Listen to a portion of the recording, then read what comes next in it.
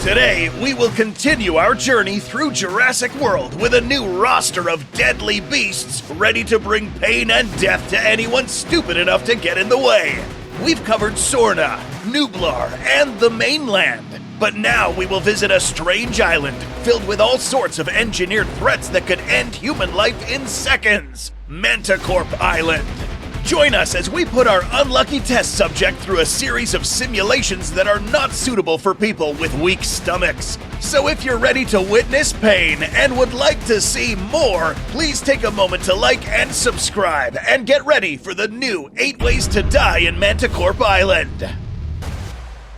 Before we put our test subjects up against our dreadful beasts, let us quickly show you how you can also try to take on a more dangerous monster in Raid Shadow Legends, our sponsor. A free-to-play game available on both mobile and PC where over 600 champions are at your disposal to wage war against raid bosses, dungeon runs, campaign battles, and PvP arena matches. To play, just hit that link in the description or scan this QR code. One of the hardest challenges in this game is fighting bosses, and this game is filled with them. But one stands out: Hellraiser. You know him, we show him off all the time. In battle, this monster fires death at your champions and has an entire host of debuffs. Every few turns, it will rear up and prepare to light you up, but while it does that, this portion of its health turns purple. Seize this opportunity to hurt this dragon, and it will remove this portion and cancel its attack. Fail to do this and suffer. Smart players will assemble a team with champs that can clear debuffs and inflict lots of damage, since our fiery friend here is hard to kill. This month, Raid will introduce the 3rd season of the Forge Pass, where you can win rewards including the limited edition artifact set. Raid's also bringing out some new champs, along with some new skins for the incredible Madame Ceres. But also, later this month, Raid is giving this game's most picked on champ a much-deserved upgrade by becoming a legendary champion. So if you want to take part in all of this awesomeness, new players can hit the link below or scan this QR code to get a free starter pack worth almost $30, including Tayro and this in-game loot. You'll find your rewards here for the next 30 days only, so don't be sleeping on free stuff, man. Thanks to Raid for supporting the channel, and now let's get back to the episode. Number 1. Thagomized. Manticorp Island is home to many dangerous creatures, many which reside in separate artificial biomes. One of these biomes, the desert, houses 3 dangerous animals that could bring a swift end to anyone dumb enough to provoke them. Meet the Kentrosaurus, a stegosaurid with similar features to its larger relative, the Stegosaurus. But this one is smaller, but with a lot more spikes and more ways to kill. Note how this dinosaur has 2 large spikes on its shoulders, which could have also been used for offense. Admittedly, this animal was depicted to be docile towards humans, but do not let animals like this fool you. If provoked, even the most docile of animals can turn deadly. In our simulation platform, all dinosaurs are lethal killers. This animal's long tail armed with spikes could be its primary weapon.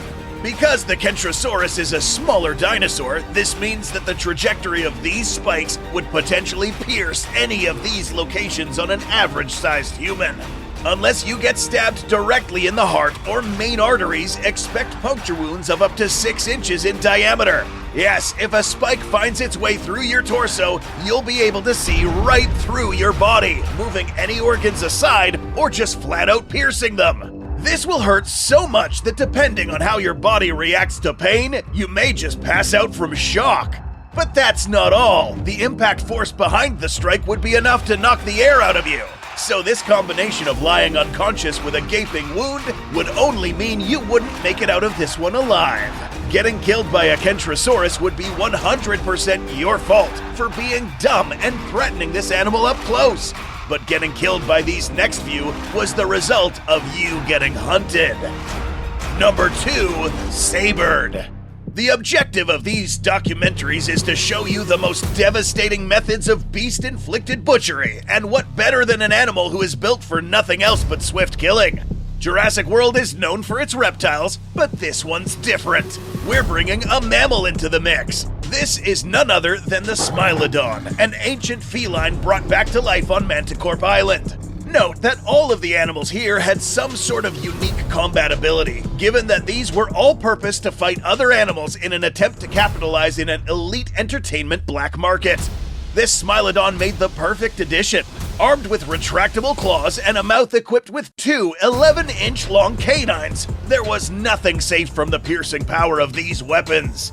Humans? Well, here's the interesting part. Out of all of the animals we're discussing today, only this animal has left fossil evidence of attacks on hominid species, many which depict bites on the skull and the infamous saber-shaped teeth entering the eye sockets into the brain. Alternatively, these could have pierced directly through the skull into the frontal lobes of the brain. These giant cats were, and are particularly infamous for attacking their prey in this manner, piercing the skulls and bringing their prey to a swift end, as to avoid injury from prey that fights back. In our simulation platform, we'll have a closer look at what happens during such an attack. If attacked from behind, this creature's canines would pierce instantly through the skull or eye sockets, targeting the front lobes of the brain. Surprisingly, there have been cases where people survive traumatic injuries to this part of the brain. But not here. The blood loss is too much. And don't forget the damage to the posterior part of your brain too. Paralyzed and now unconscious, the saber-tooth will now feast on your fleshy back, but will most definitely go for the nutrient-rich organs such as your liver. In the real world, many predators such as lions and tigers will go directly for these nutrient-rich organs. When these saber-tooth varieties were alive, they would have been humanity's natural predator, equipped to hunt us better than any modern feline. The next thing to hunt our test subjects will take a similar form, but equipped with weapons seen in no other predator in this franchise. Number 3. Elimination Protocol. A protocol is defined as a set of instructions or procedures that are executed in order to complete a certain task. If you end up in Goji Center's simulation platform, the only thing executed will be you. And the executing for number 3 will be done by the Brads, also known as biorobotic assistance droids. These robots were tasked with maintaining order in these artificial biomes by feeding, repairing, tranking, scouting, and eliminating any organism that shouldn't be there. How, you may ask? Brad units are capable of charging an electric beam from its frontal orifice and then fired towards their target.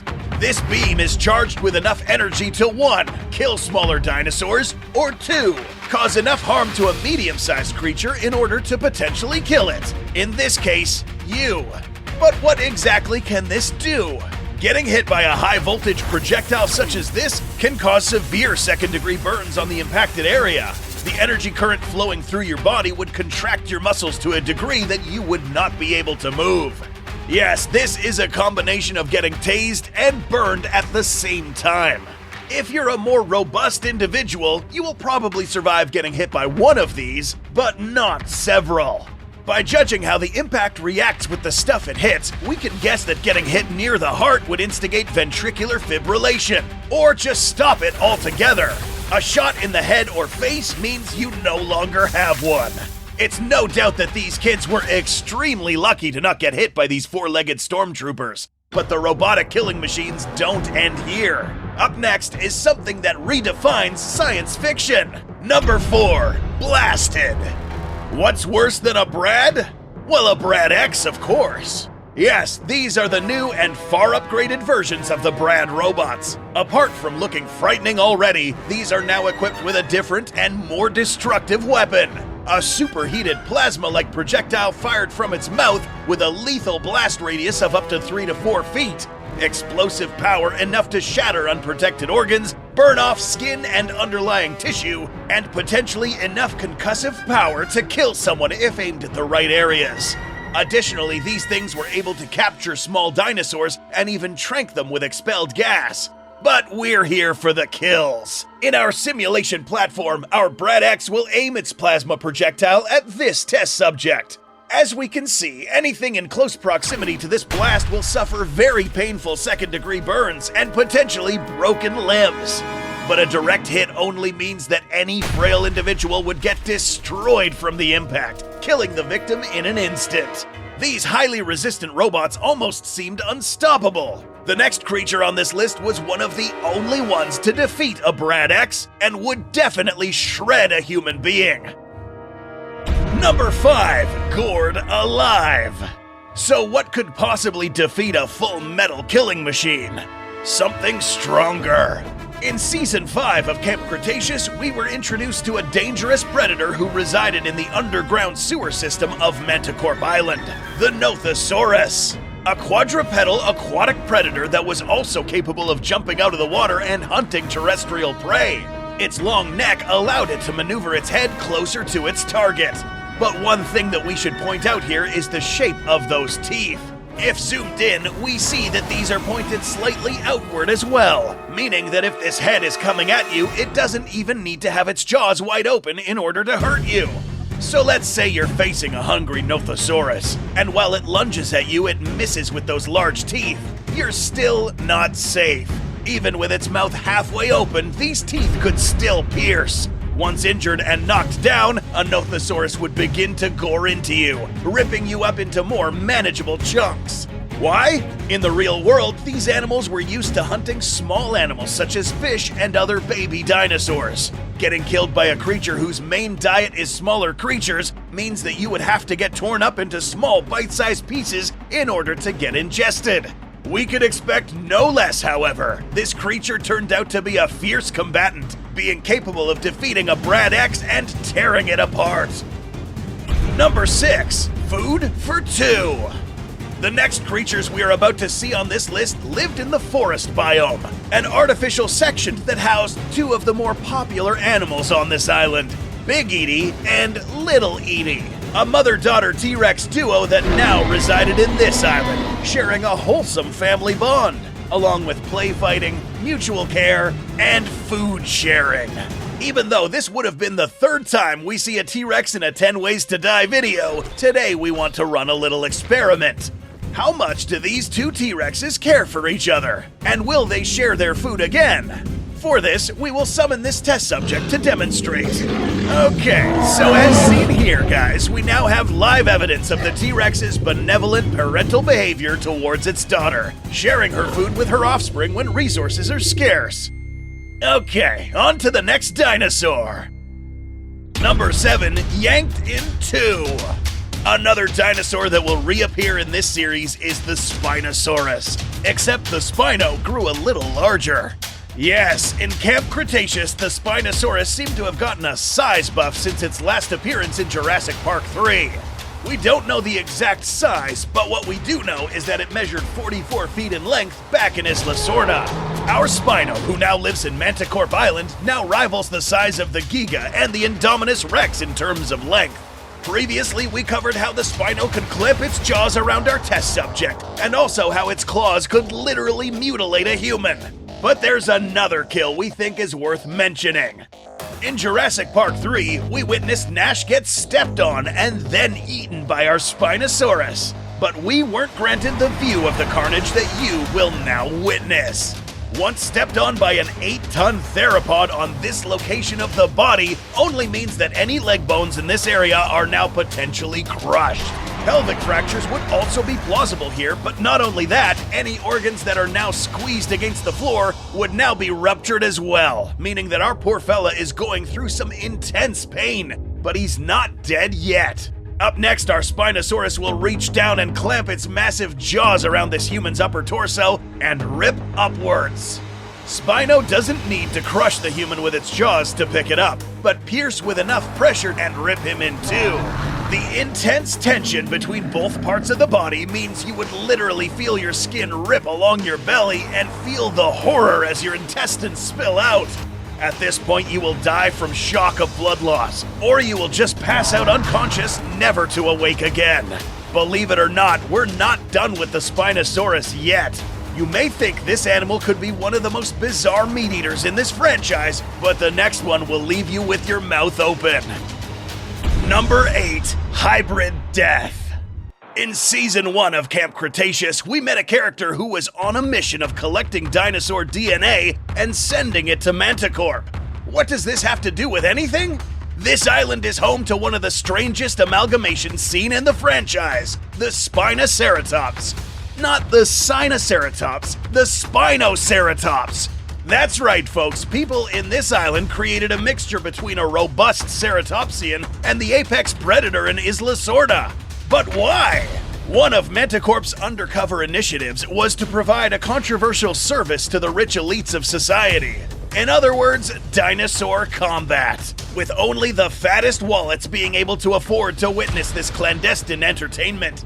Consequently, the creation of these two juvenile dinosaurs was most likely an attempt in breeding a combat-hardened species of herbivore, with some of the aggressive instincts and intelligence of the Spinosaurus, along with the defensive abilities provided by the Ceratopsian's genetic pool.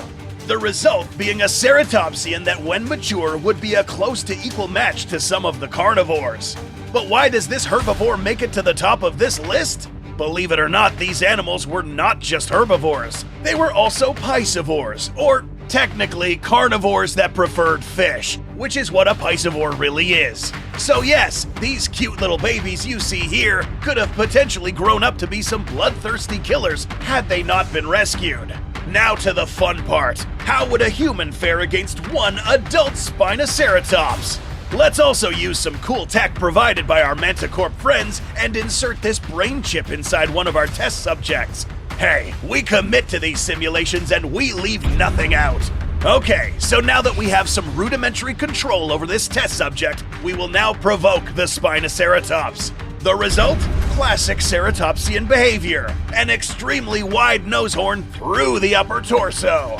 We'd like to think that our test subject wouldn't immediately get eaten by this animal, but meat is meat. Eventually, if not fed well, this piscivore will resort to an alternative alimentary source and fall back on eating meat. As bizarre as this may look, this could have been the truth about this dinosaur. Granted, this animal won't go out of its way and hunt other creatures. In the real world, there have been accounts of hippos, deer, cows, and even horses eating meat to make up for any missing elements in its diet. So this half piscivore shouldn't be a big surprise for you anymore. Tell us about other bizarre freaks of nature that you would like to see in the next Jurassic Park Ways to Die. Don't forget to subscribe and hit that like button. Thank you for watching, and we'll see you in the next video.